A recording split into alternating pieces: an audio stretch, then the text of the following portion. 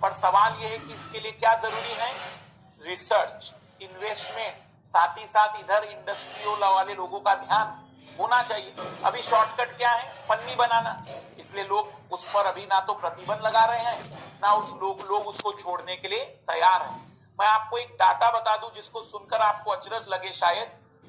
जब से पॉलीथीन बनी है और तब से लेकर आज तक जितनी पॉलीथीन है, मात्र 30% पॉलीथीन रिसाइकल होती है या किसी तरीके से सही ढंग से खत्म होती है।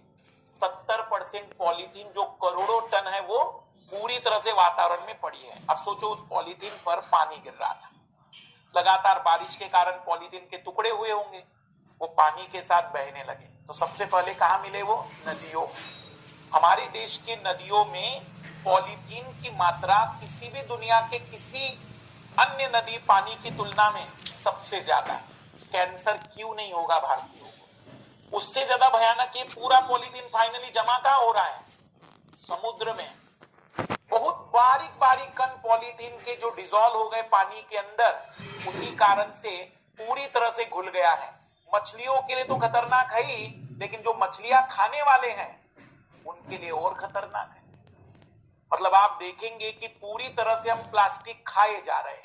एक समय के बाद शरीर में प्लास्टिक इतना बढ़ेगा कि कहीं ना कहीं बॉडी में उसका असर कैंसर के रूप में दिखाई दे। तो जरूरी है कि हम सुधरे और समय रहते हुए चीजों और अपनी आदतों को बदले। पर हमारे यहाँ पर आदतें बदलने के लिए लोग कानून बनाते हैं, अवेयरनेस नहीं लाते हैं। और हम भारतीय लोग कानून बना के सबसे पहले भगत सिंह का अंदर विकसित करते हैं और कहते हैं कि अब मैं हूं जो बताएगा कि कानून कैसे तोड़ते हैं।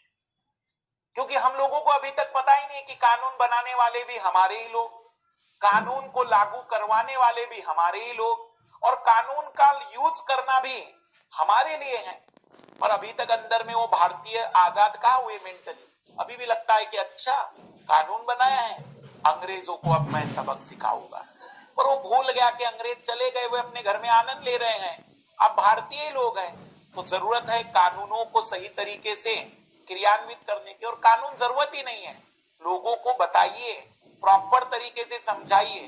अमिताभ बच्चन पिज्जा के लिए आ सकते हैं, तो क्या इन बातों को बताने के लिए नहीं आ सकते हैं कि प्लास्टिक के कारण आपका बच्चा कैंसर से पीड़ित हो सकता है, अगर हेलमेट नहीं पहनेंगे तो आपके बच्चे की मृत्यु हो सकती है?